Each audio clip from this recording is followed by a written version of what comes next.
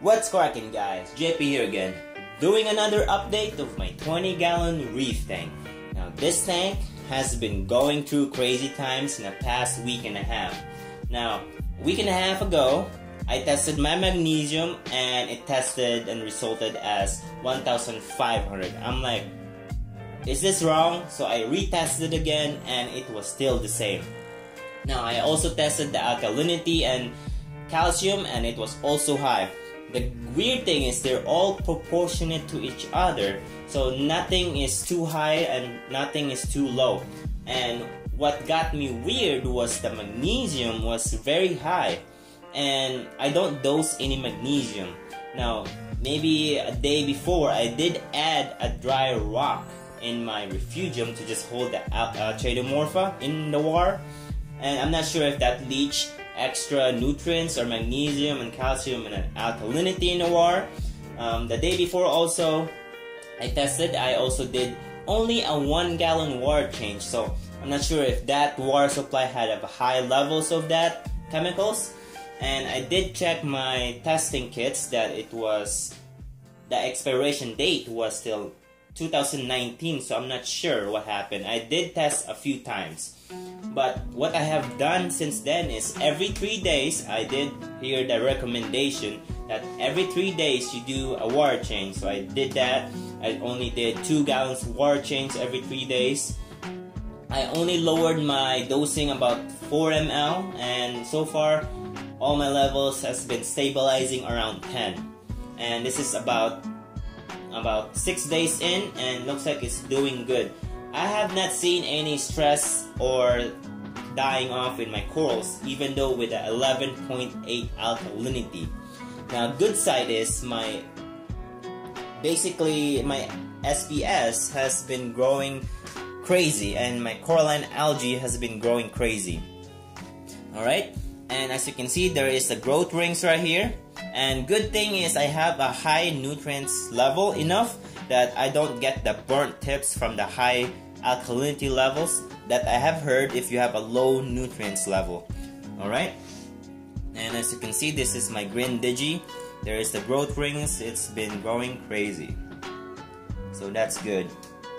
And everything has been stabilizing, so that's very good. So if you have this happen before in the past, just let me know in the comments. And I don't know what happened, but at least I fixed it.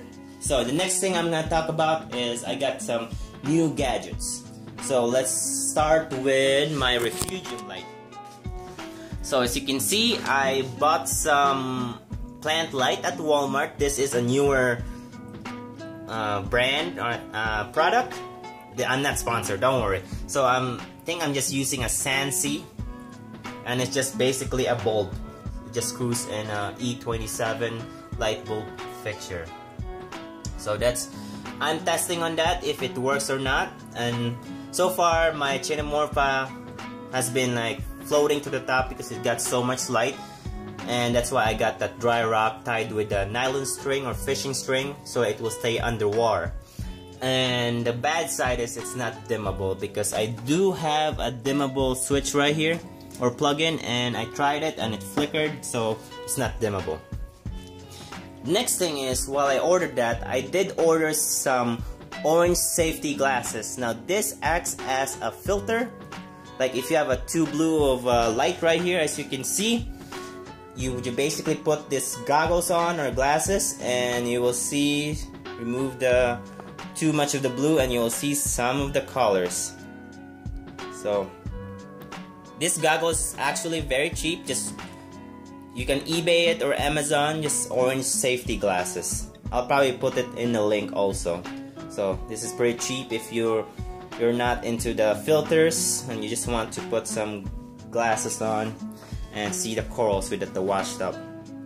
Alright, and someday soon I will also make an updated protein skimmer. This is my do-it-yourself protein skimmer, and I did upgrade it or had a revision, and I already messed up and I drilled too many holes and too big holes. So sometime soon this will be my next do-it-yourself. It's kind of like one of those MAME skimmer, except this is a lot cheaper and it's doable in your house.